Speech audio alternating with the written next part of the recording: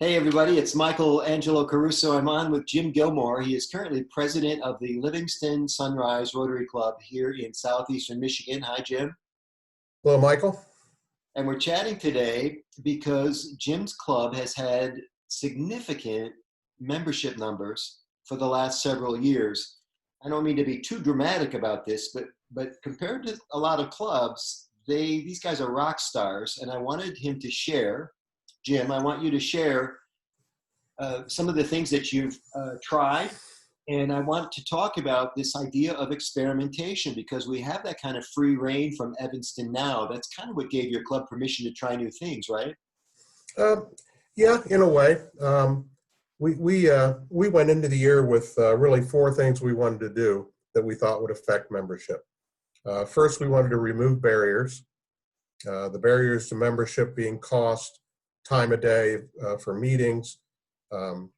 Second thing is we wanted to focus on passions, not on just the projects that we had always done, but on the passions of the people that we have in the club. And so we asked everybody, what is your passion? What are you interested in? Is it youth? Is it hunger? Is it homelessness, substance abuse, elderly? And we got good information back, and that allowed us to fashion service projects that way. Third thing we wanted to do was we wanted to open it up to be open to new locales and age groups. Geographically, we started a satellite club. We've got one Rotaract club now going that's a community-based club, and we're still looking to start a second one. So we wanted to do things that would allow us to, in effect, do Rotary in a lot of different places, times, and age groups. And then the last was we wanted to empower our members. Oh, empower members? Empower members. Okay. That goes along with the passion thing. We've always told people that the board of directors aren't the smartest people in the club, and they know that. But we say if you've got a passion and you see a problem and you find another Rotarian that has that same passion, let's make that a Rotary project. Let's not have red tape and things that inhibit us from doing what we see in the community as leaders, the right thing to do. Yeah. So for those of you watching this video now and into the future, this number 3 that Jim mentioned, open to new locales and ages. The ages thing is key at this juncture in Rotary because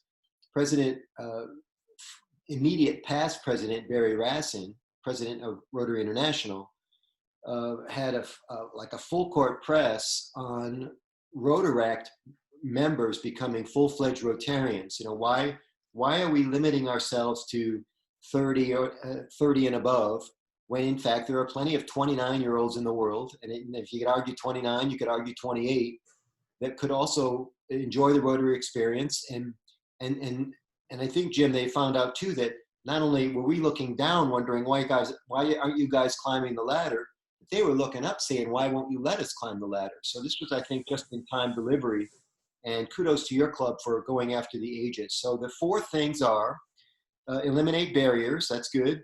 Focus on passions, not projects.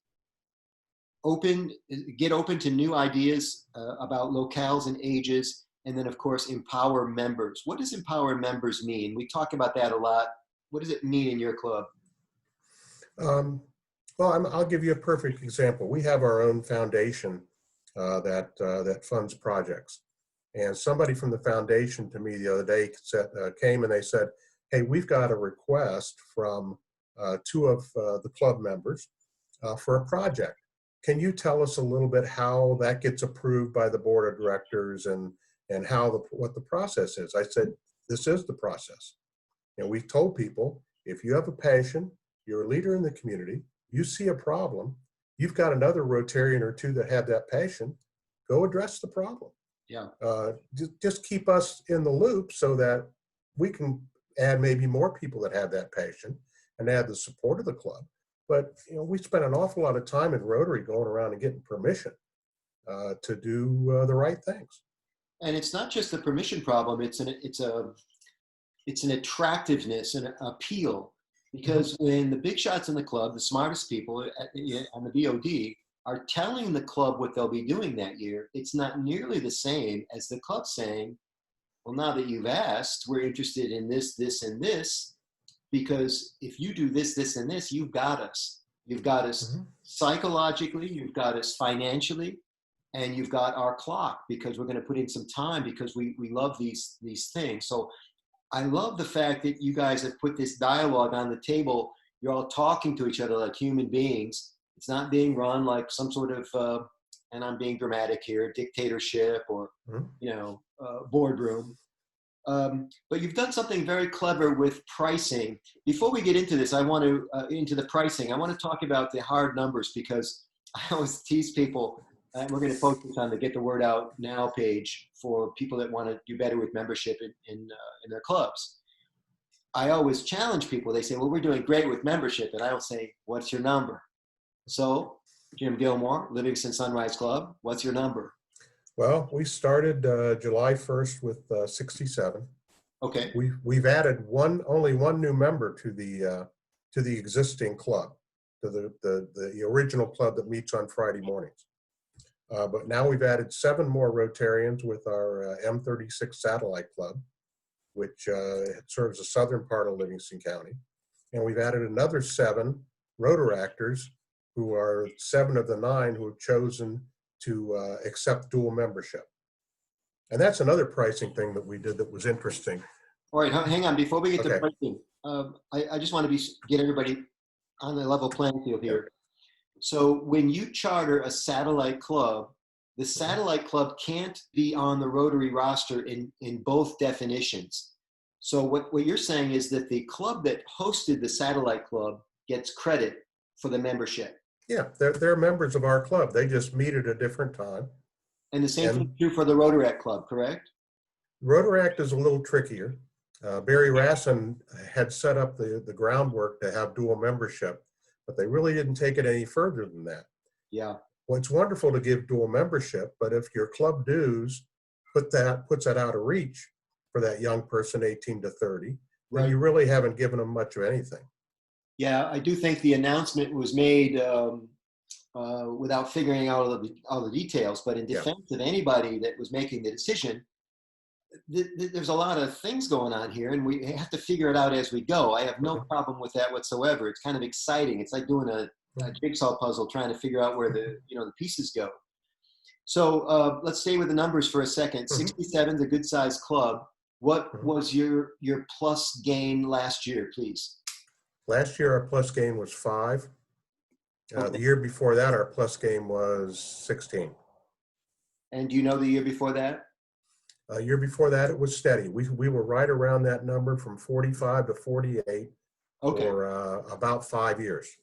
So I'm backing up here, chronological order, plus 16, then plus 5, then plus 14, and it's only October of this year. These are, somebody watching might say, well, that's no big deal. But if you're looking at it, comparing to a club that's flat or a club that's losing membership, these are rock star numbers. Yeah. And and we just scratched the surface. Our Rotaractors are already involved with the local university, and they're bringing the sports teams and the athletic department into projects, which is key because all of the coaches want to have their teams, doing projects together. And so he's made those connections into there. And so we expect that Rotaract Club to take off. Beautiful. We've got the Satellite Club. Our goal for the Satellite Club is to actually put them in a position to charter their own club by July 1st. So they're only going to be under our umbrella until the 1st of July. So you may lose those numbers on your roster and have to make it up with, I don't know, another satellite club. Another satellite. Or legitimate members. It's amazing the things that you can you come up with. We have another Rotaract club that's it's still in the planning stages right now, and it's one that's got me so excited. We have a person in our club. She's 23 years old. She works with what we call special skilled individuals. These are highly functioning, special needs young adults. They do things now, but they don't have any organization or backing or umbrella with which to do it. And so our next project, as soon as I can find one or two other Rotarians with that passion to come alongside that 23-year-old that's already got the passion, is to start what we call a special skills Rotaract Club. And we're going to break the rules. We break the rules a lot. We're not going to limit those people to 30 years old. This is going to be a group that's got just a special bond, and they're so used to people wanting to come in and serve them, and they have a great desire to serve. And so that's the next. We're hoping to get that off the ground after the first of the year. So forgive me, I don't know anything about this situation. Just thinking ahead, trying to solve the crossword puzzle. How would these special needs people pay their regular Rotary dues, which they would be obligated to do if they were going to become full-fledged Rotarians? Well, first of all, in Rotaract, they can determine their own dues. For instance, our Rotaract Club, their dues to be in Rotaract are $50 the first year and $25 every year after that. Now, what we've done as a club, and this is how we can lend our support, is that we said to the Rotaractors, we will award you dual membership if you choose to. There are some detriments to dual membership, which we'll talk about in a second, but we will award that if you choose it, and we will pay the $125 a year to Rotary International and the district. And we just put that into our budget. We're budgeted right now for 20 Rotaractors who want to take advantage of dual membership. So once we get past 20, then we've got to figure out where to find the rest of the money. So essentially, the club would underwrite, in this case, Rotaractor dues. No, that's the one thing I want to be clear about. We are underwriting the dual membership dues, the Rotary International and district dues. Okay. There aren't any dues right now for Rotaract. And you brought this up because you were talking about how are the special needs people Rotaractors? They will be, yeah. Okay, so where I was going with this, because there is no right or wrong answer, this is the fun part of the conversation, is a lot of special needs people are hooked up with associations and sponsoring groups and foundations and people that kind of look after them. You know, I'm thinking about the special needs people that live in the house, a group home, for example. And the foundation, recognizing that service would be good for the young people, could find money in their budget to pay Rotary dues so that the group home, the 25 members of the group home could belong to Rotary as one of these niche clubs. It's an amazing, mind-blowing way to think about growing Rotary. Well, I had never thought of that before. And again, we've got somebody who works with special needs young adults for a living. She has a passion for them. And by listening and working with them, you know, they told her, hey, everybody always wants to come in here and do things for us. You know, we're highly functioning people. We can do things for other people, and we don't get the opportunity to serve. Yeah. Yeah. You know, Fred Rogers, Mr. Rogers from the TV show died a while back, but they made a movie about him with Tom Hanks. I saw it recently. And Rogers, there's a famous story about Fred Rogers. He goes to see, he's on one of these PBS junkets that he does to drum up business and viewership and money and stuff. And he ends up in a home where the mother's a caretaker for this kid who's got all kinds of problems. Doesn't matter what his condition is, but he's got all kinds of problems. And Fred agrees to say hello to the kid. So Fred's waiting patiently in the kitchen for the kid to come out. But the kid's acting out. He's in a wheelchair. Like I said, he's got all kinds of physical ailments. And he comes out and he does a meltdown in front of Mr. Rogers. So they wheel him out again. The family's terribly embarrassed. And Fred hangs out for a few minutes, waiting for the kid to cool down. Then he goes and visits him in the bedroom. And I'm telling you this story because of the way Fred turned it around. It's the exact logic that you're using. He said to the kid, he said, I want you to do me a favor, he says to the kid. I want you to do something for me. I want you to serve me. And the people who were watching said the kid expression changed. And he stopped crying. He settled down because everybody always served the kid. Nobody ever asked the kid for anything. Right. And there's a psychological need, a human need for us to serve others. I think this is why Rotary's been so strong for more than a century. And so I love this idea of the special needs people I love the idea of niche clubs. By the way, not everybody's in favor of niche clubs. They think even the name is dicey. What do you think? Um, yeah, I don't know if I'd call it a niche club. We're right on the verge right now as to whether to do this as a Rotaract club or as a satellite club. We're kind of looking at the advantages and disadvantages. Yeah, Um, but yeah, I mean, why wouldn't you go and find a group of people who have a common bond already yeah. and offer them the opportunity to serve through Rotary? I mean, we're a tremendously strong and powerful organization. Who wouldn't want to be involved with us? Which again is one of those mind expanding things, because Rotary, by definition and in theory and in philosophy, is inclusive, right? Anybody can join technically, if they're approved. Anybody can join your neighborhood club.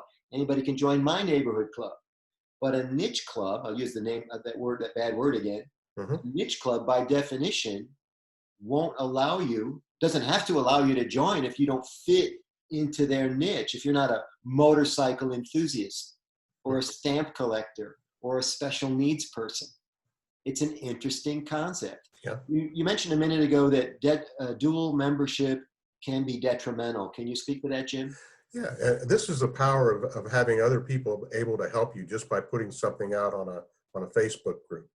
I happen to put on the Zone 28, 29 Facebook group. Hey, we're starting a Rotaract club. We're going to offer dual membership to all the young people that join the club.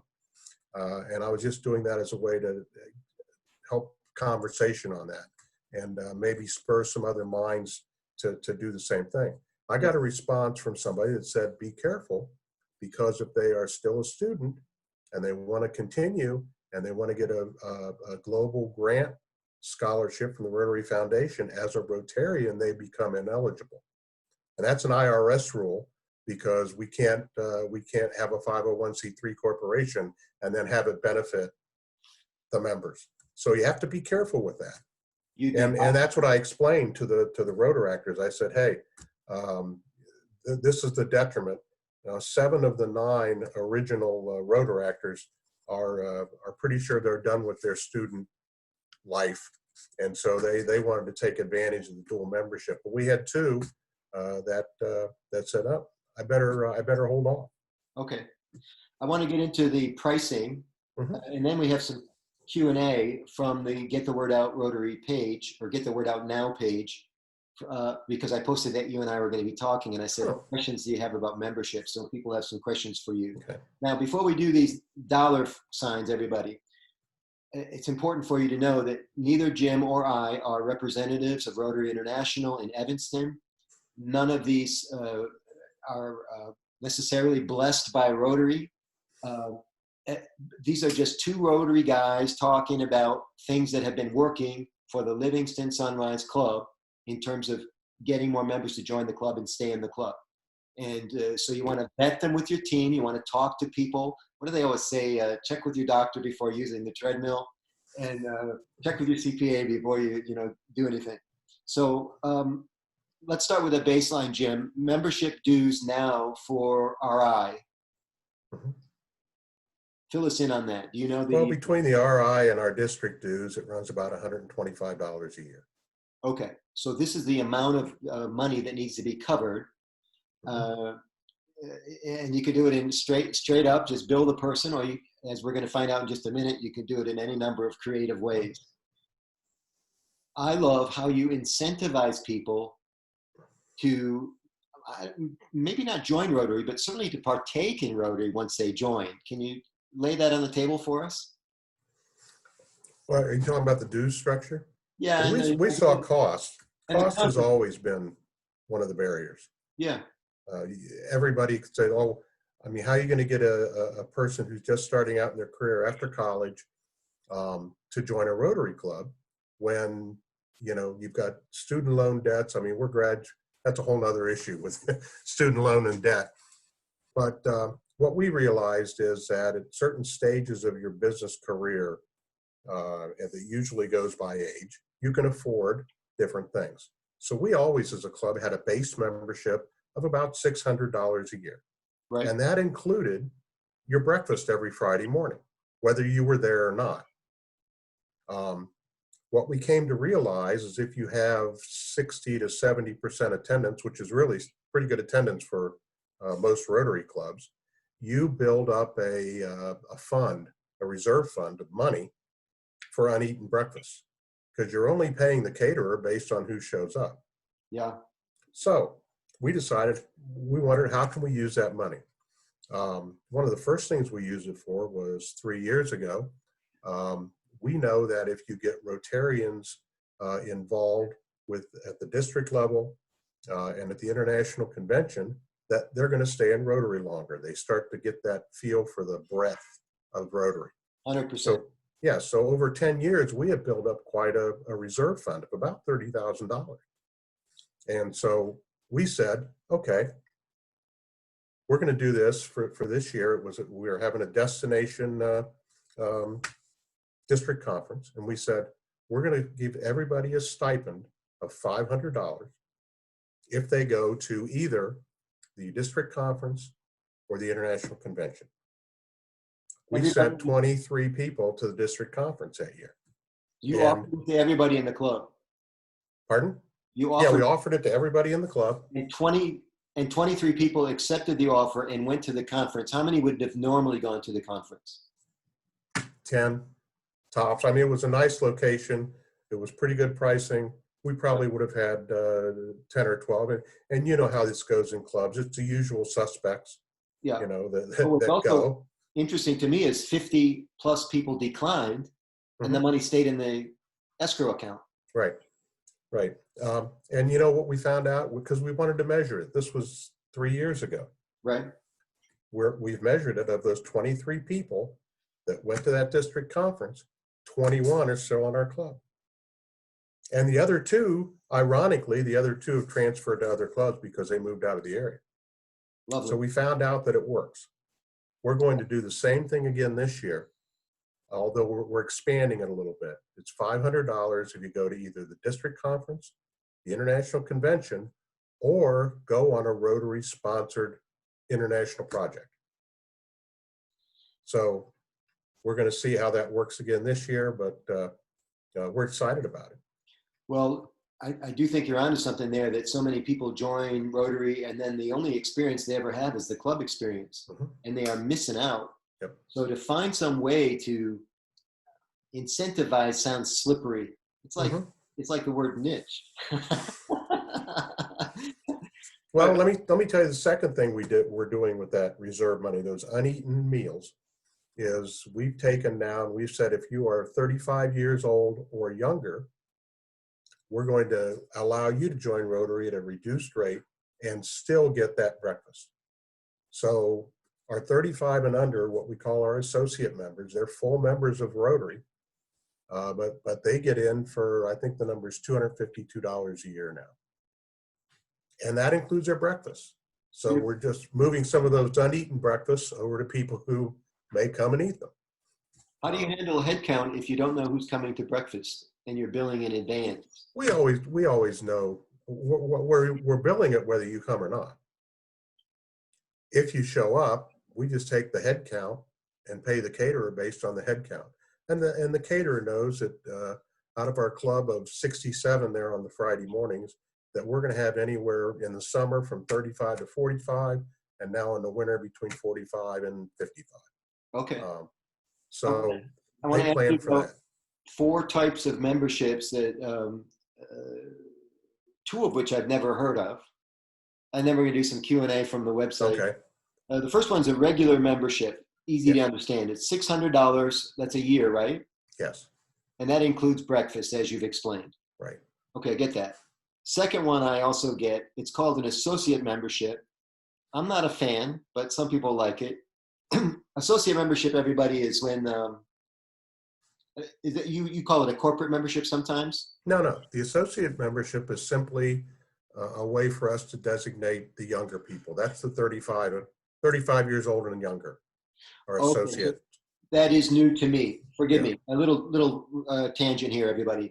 So there's also this thing called corporate membership. I'm not a fan. Right. Again, I'm not speaking on behalf of anybody else. Corporate membership works like this. A corporation wants to be closer to Rotary. but nobody really wants to be a full-time Rotarian. So you invent a price tag so that you can say that the company belongs to the club. Mm-hmm. What often happens is because nobody really owns it, nobody keeps coming. Mm-hmm. And now they're on paper. They're a paper ad. You're cashing the check, but there's no calories being burned and there's no relationship. Right. And for that reason, I don't like it. Right. If you need the cash flow, it's probably an okay way to go. But eventually, some bookkeeper at the company is going to say, "What are we paying these guys for?" Mm-hmm. Yeah, we worked something that was an offshoot of the corporate called a shared membership, and a shared membership is really geared towards smaller businesses and husband and wife or domestic partners, and that's actually where we've seen the most growth in that shared membership. Yeah. Generally, with a shared membership, both people aren't going to come to breakfast, but if they do, I mean, that's great. That's more participation. Well, it's so also an interesting dynamic when it's a couple, and I know this because I live it with Renee Bofides, the redhead, is that every time Rotary wants to tag us for something, they tag both of us. Now, I'm not saying the money's an issue, but I am saying that at some point there, there's a lot of Rotary money leaving a single household just because you happen to score a couple, right? And you price them differently on the way in too, right? Yeah, what we do is the first member is the full $600. And then the second in that shared membership is just to cover the RI and district dues. So we add another $125. I want to join the club. I'm getting ripped off. Yeah. I'm just teasing. And then the fourth one is another one I've never heard of. I hear people talking about it, but nobody had the courage to do it. It's the retired membership plan. Yeah, that's really, we keep bringing that one up because I don't know that isn't a paradigm that doesn't exist anymore. It's really to take care of snowbirds. A snowbird, when you're retired and you live in Michigan, you supposedly spend 6 months a year in Florida. And so what this is instead of them paying for 6 months of meals that they're never going to eat, you allow them to pay a base amount, which is for us, I think, $200, and then they pay their $9 when they come to breakfast. But as one of our retired people figured out, they said, you know what, if I come every week and I don't go to Florida, it's cheaper for me to stay with a regular membership rather than take advantage of the retired membership. Yeah, so retired it's just all flexibility. Retired people are crafty. Mm-hmm. Well, I thought you were going someplace else with it. You started talking about the snowbird, which won't apply to a lot of people all over the world. I mean, this is a unique thing we have. Michigan, I think Minnesota probably goes to Florida too, but I'm not sure Tennessee does. And certainly Kenya doesn't. But here's the thing, retired people are on a fixed income, and in a lot of cases, you could make an argument that they eat less. They're low impact members. They don't cause a lot of problems a lot of the time. But here's an interesting thing. What if your club was really attractively priced for seniors? Would you over time be a senior club? Like if the meals were set up to, I'm being a little ridiculous here, but if the food appealed to seniors and the activities of the club appealed to seniors, and the dues structure appealed to seniors, eventually you'd have a senior kind of a club, wouldn't you? Yeah. So what happens when you fool with pricing and you fool with venue? When I say fool, I mean strategize and try new things and shift and shape your membership for the benefit of the club itself. Yep. Which is really what we've been talking about this whole time. Right. Beautiful. Right. You ready for some Q&A, baby? Sure. All right. This is pretty cool. It's the first time I ever did this. We have like 8 questions, and I just posted it. Oh, wow. So James Caroli is a PDG in 6400, former pediatrician. I don't know if you know him, doctor. I know Jim. Yeah. Yeah. What was your leadership strategy in the development of the club membership development plan? I'm not sure I understand the question. I don't either. What was your leadership strategy in the development of the club membership development plan? Well, on a simple level, you wanted to grow membership, right? Yeah. That's always been, it's interesting because that's always been my passion. It's, it's not you, the hunger, homelessness. My philosophy is we can take care of all those things if we just bring more people to the problem. And so that's why my passion has always been Rotary membership. Okay. Next question, also from James Caroline. What is required to sustain this plan? There really isn't anything. I guess you could get to the point where you had so many young members that you ran out of uneaten meals to subsidize that part of the operation. Yeah. Another thing that comes to mind that the damn pricing plan could become so complicated, people will just say, we got to go back to something simple. Yeah. Have you had trouble getting them to understand I'm going to post this, by the way, everybody. Jim sent it to me. But it's kind of complicated, honestly, Jim. Do you have people struggling with it? Not really, because what we do is we just tailor the pricing to the group and what they're doing. For instance, if you see our satellite club, the dues are much less. They meet in the evening. They don't have a meal unless they want to have a meal. Yeah. And so they're having cocktails and ordering their own food. No reason to price in a meal for them. The other thing to do, and this is a key thing that we've done, again, with the young people, is that we have put in an auto pay function. So you can pay monthly if you put it on your auto pay with the bank. And so every first of the month, your $52 gets sent if you're a regular member, and we allow that as well. That's been something people have been asking for years. I think we have to find a way to make it easy to give money to Rotary. Mm-hmm. Our club still accepts checks. And so when you have the membership application, it says you have to submit a check. I don't even know where my checkbook is. Yeah. I would not be able to join my club today. Just on that qualification, I'm like, these people are Flintstones. There's no way I'm joining this club. Yeah. Okay, cool. Next question is from Debbie Baumhill. Where do we start? Should we start with a committee? We are a small town, actually a village, and a small club of 35. So where do they start to grow their membership? What would be a good place to start? I'd say start with the young people. There's still a myth in Rotary that it's male, pale, and stale. And this is another thing that we did. We had the opportunity to get in front of a young professional group that the Chamber of Commerce sponsors. And I said, that's wonderful, but why don't we send our youngest members to go do that? I don't want to see any gray hair at that, because what you're going to do is now you're going to go in and say, hey, this is the group of people you're going to join, and it's not attractive, So, I mean, that's where it starts. And if you start with your first 2 or 3 younger members, younger female members are always better. And you give them the responsibility to bring in more people like them.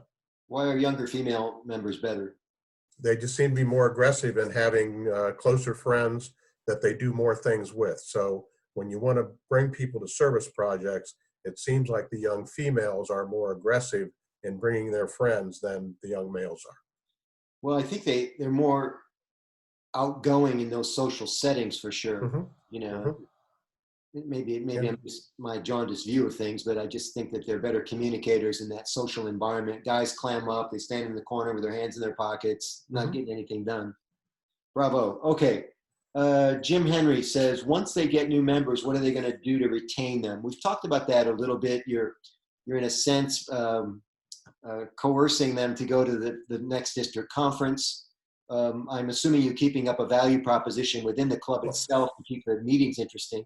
Mm-hmm. That's the whole passion piece of it. Yes. We did for a number of years. One of the mistakes we made is the mistakes every Rotary Club made. They said, when you get a new member, put them on a committee, assign them to a committee. We have people in our club. I don't know if you know, remember Aaliyah McDonald. Oh, sure. Aaliyah McDonald brags about surviving our cemetery project because that's what we used to do. We'd get a new member, we'd put them on the cemetery project committee. And after 1 year, we'd have them chair that committee. Guess what we found out? Nobody cared about the cemetery project anymore. And that's when we started to make that adjustment. That's the value proposition. If you're not doing things that are in your passion, you know, for service, you're not going to stay in Rotary.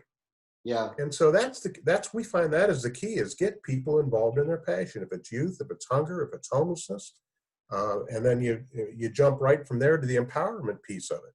Yeah. So they don't feel lost and lonely, and feel like they have to be involved in all these projects that they have really no interest in.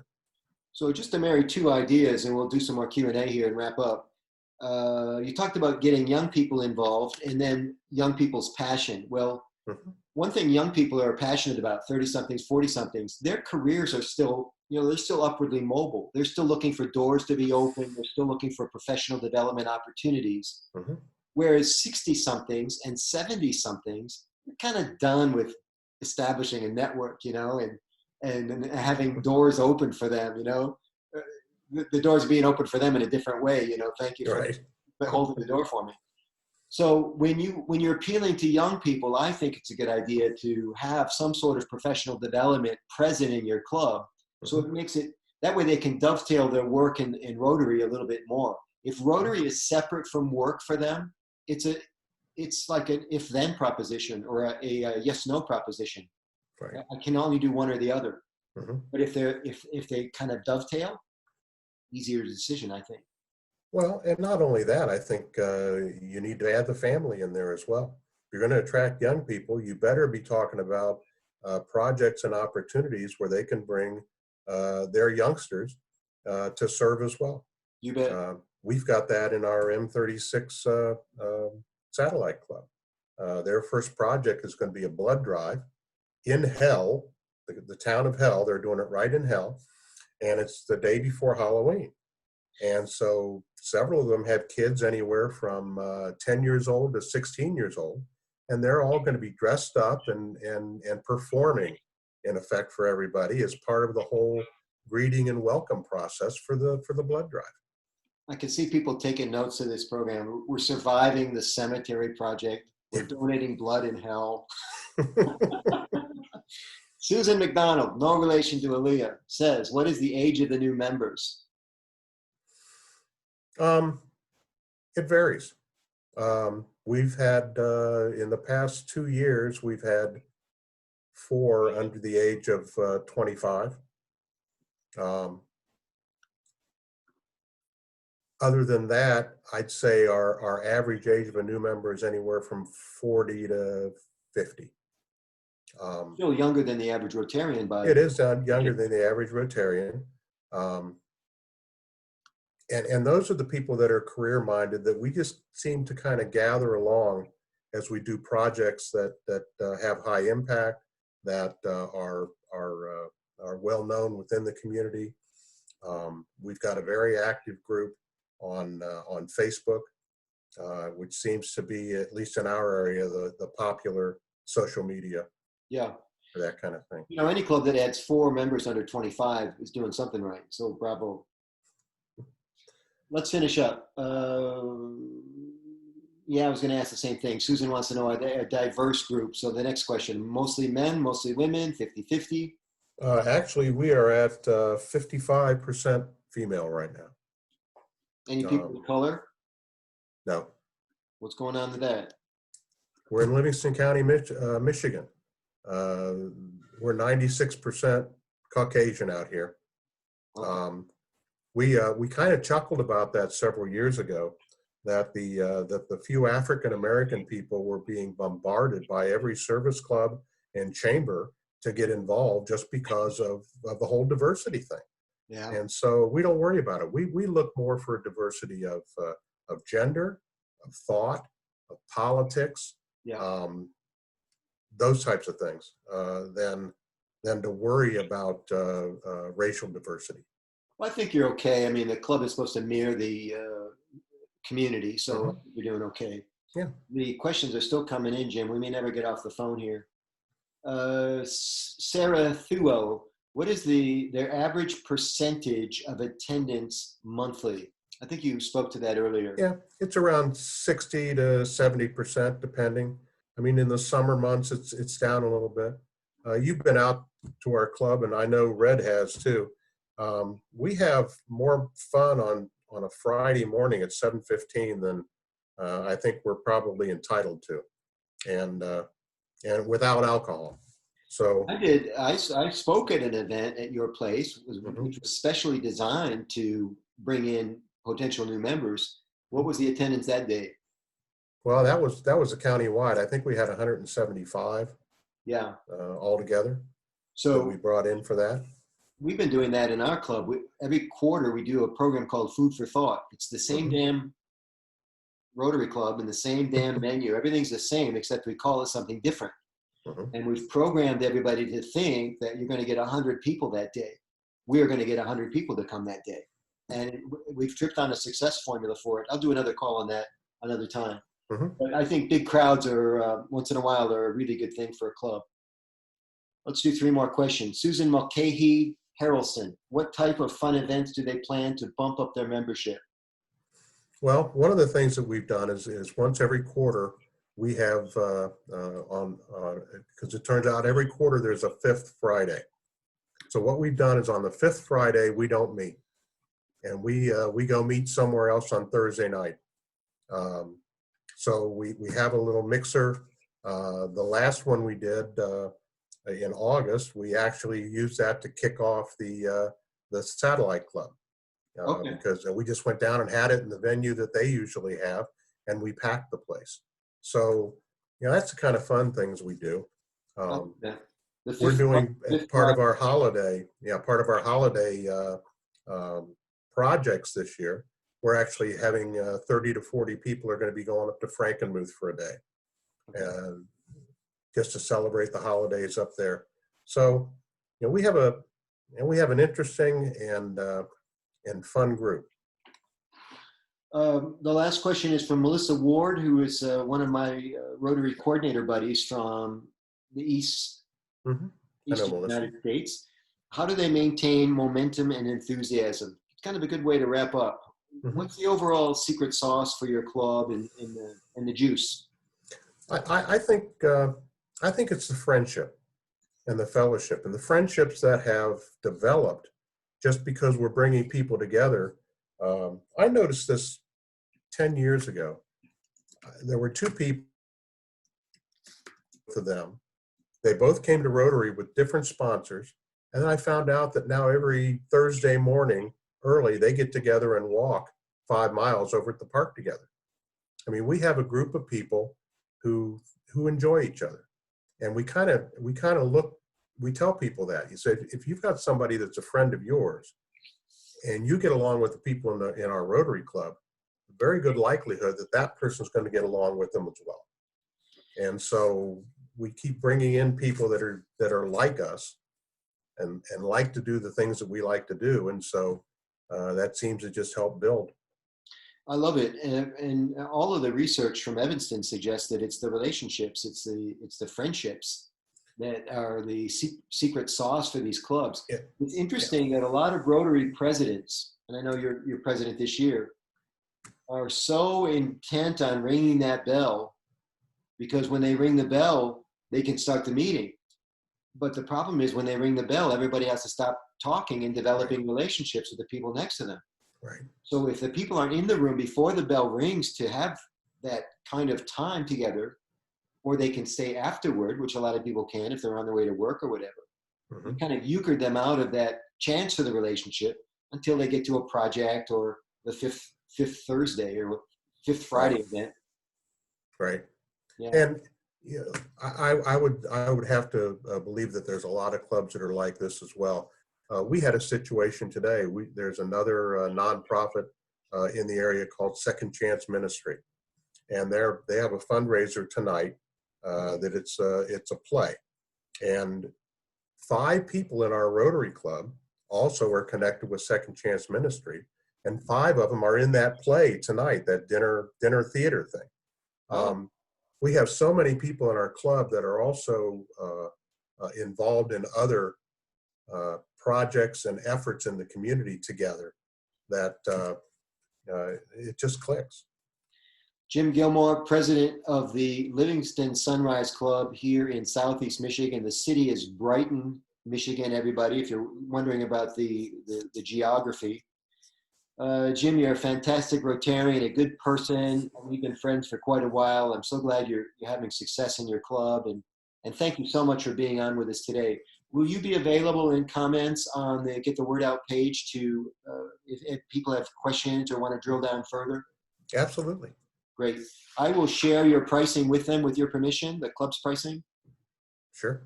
Okay, very good. No problem. Thanks, Jim. Oh, thank you, Michael. See you later. Take care. Give Red a hug. I will.